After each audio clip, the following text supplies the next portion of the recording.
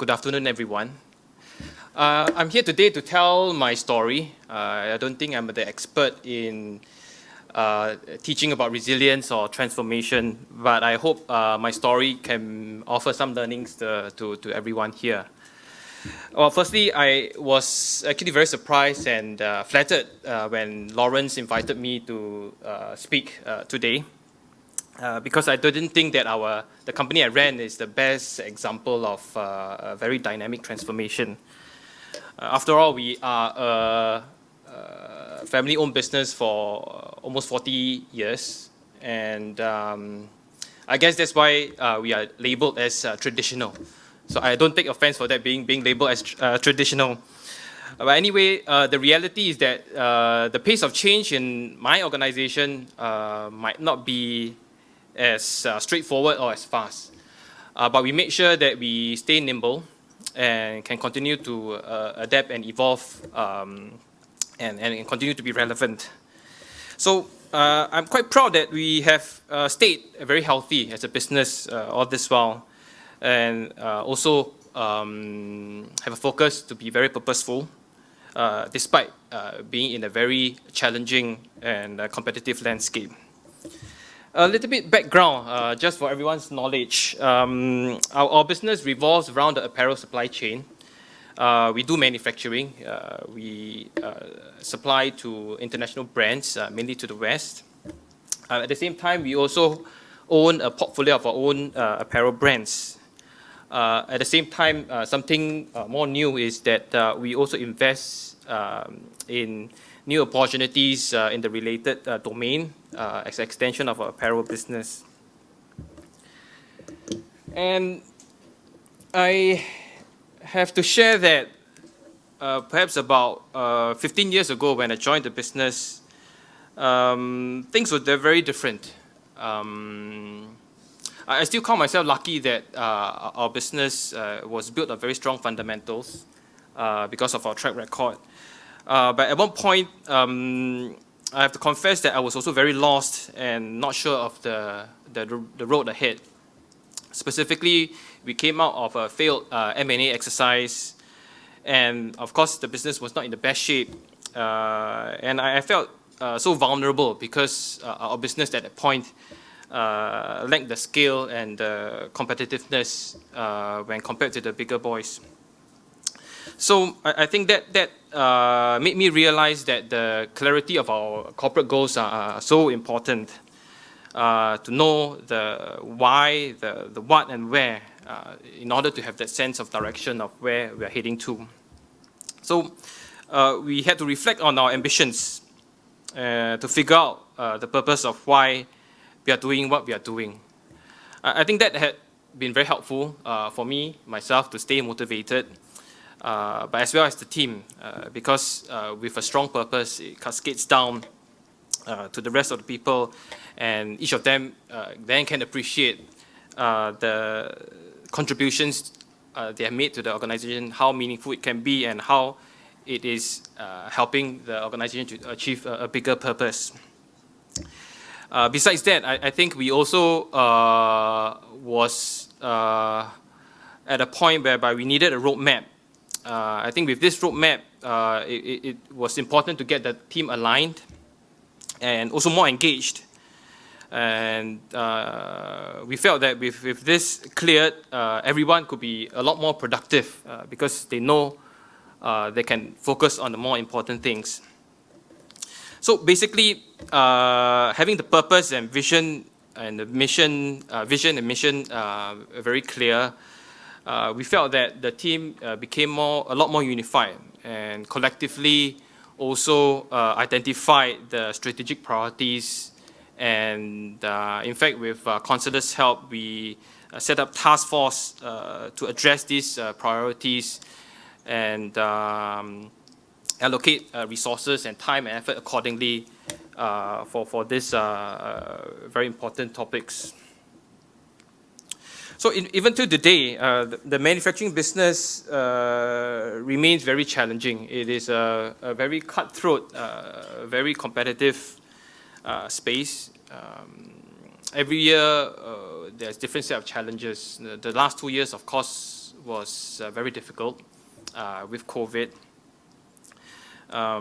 Even now, I don't think we are completely out of the woods yet with COVID. There's still disruptions in the supply chain. And looking forward, there are new challenges in the markets that we sell in, with high inflation, the poor economic conditions. But again, I felt that our business have accumulated enough resilience because we basically stayed very centered and very clear of our purpose. So even during COVID, the last 2 years, we remained very calm. We work closely with our suppliers to make sure that we go hand in hand to overcome the challenges when our customers also struggled with the business and couldn't pay us. So with this purposeful approach, I think we still are very patient to nurture these ideas and opportunities that we have identified, and continue to build capabilities to make them our competencies. Even though all these years, I can't boast that we have the most dramatic growth, but I'm proud that we have made sure that our business stayed profitable, stayed resilient, because I think longevity is very important for us as a family business. There are other two factors which I guess with a little bit of luck help us survive this very difficult COVID crisis. Firstly, it was a purposeful shift to focus on our core competency.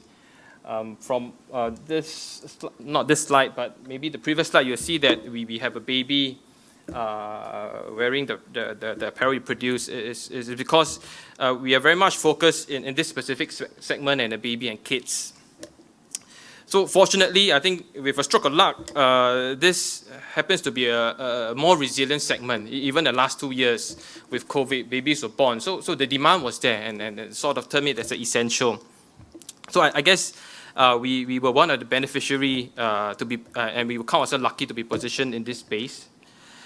The other factor I felt that had helped us and worked out well is the stamina for us to continue to hustle and diversify. When we first started, at the point earlier I shared, when we were going through a rough patch, we were only producing in Malaysia and Singapore. But since then, we never stopped to venture out. I think to maintain the grit to fight in this global global apparel supply chain requires a lot of energy. So besides Malaysia and Brunei, which we were in, we went to China, we went to Cambodia, we went to more recently Vietnam, and even explored India. So I guess all this helped because we were able to balance out the supply chain shocks that happened the last 2 years, and of course enable us to be more resilient. When one place went locked down, we were able to shift it to another location to ensure that production can continue. So I think these two factors really helped us to overcome an unprecedented crisis like COVID. And I'm sure there will be more shocks to come to the business. So the story for our manufacturing business is not about overnight transformation. We continue to refine our strategies, but a reminder is that we always stay true and to the purpose. At the same time, constantly seeking out new opportunities in order to be relevant and competitive. Speaking about new opportunities, I guess the sense of being paranoid was very helpful for us because in the whole transformation journey, we always make sure that we do not fall into the comfort zone. So as a manufacturer, even though we had a very, well, I wouldn't say very, even though we had a profitable and stable manufacturing business, but we know that we are always at the bottom of the supply chain. And at the bottom of the supply chain, we are always at the mercy of the players on top of the value chain. And that's why we decided to venture and create our own brand, which is called TEO. It's a baby apparel brand. Our goal is to build a trusted and iconic baby apparel brand based in Asia. It's not an easy process. Again, to be very candid, it's actually a very steep learning curve.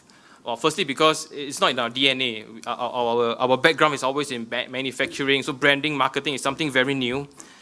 But I think there lies a lot of opportunities. We want to introduce innovation and new ideas in areas for baby apparel where things are usually done quite conventionally. So again, it's a work in progress, but we're excited that we have managed to make an impact in the baby apparel space. And for that, for TEO, I think we also made sure that we maintain the intent and curiosity for all things new. That's the other factor which I felt was very important about resiliency, to stay hungry for innovation, to be open for newness, transformation. Personally, I made sure that I always have this growth mindset to be open and to explore unfamiliar domains and even to pivot if required. And because of that, we are still looking at new opportunities which could be complementary to our manufacturing or the brand business and can help position our business on new growth trajectory. So it is this hunger that I felt that keep us on our toes and to keep up with all the new developments. And in doing so, I also felt that our team are constantly challenged, keep them excited and rejuvenated, so the energy level remains high within the team. I don't think our journey will get any easier, especially in today's very unpredictable and complex world. But I do believe that with the right mindset, with the right approach, we can make the whole journey more meaningful, more purposeful, and in doing so, build up greater resilience. For me, I think it has benefited me because being very clear in our why, in our where, and our what has enabled me to build a stronger team, the second layer of leadership. And personally, as a leader, I think it has helped me with my thought process to help formulate my strategies with a clearer mind. It is also a guide to know where I can focus my energy on to ensure that the business can stay relevant, can stay prosperous, and also continue to be sustainable. So with that, I end my sharing. I look forward to more exchanges with everyone here to learn more in today's summit. And thank you.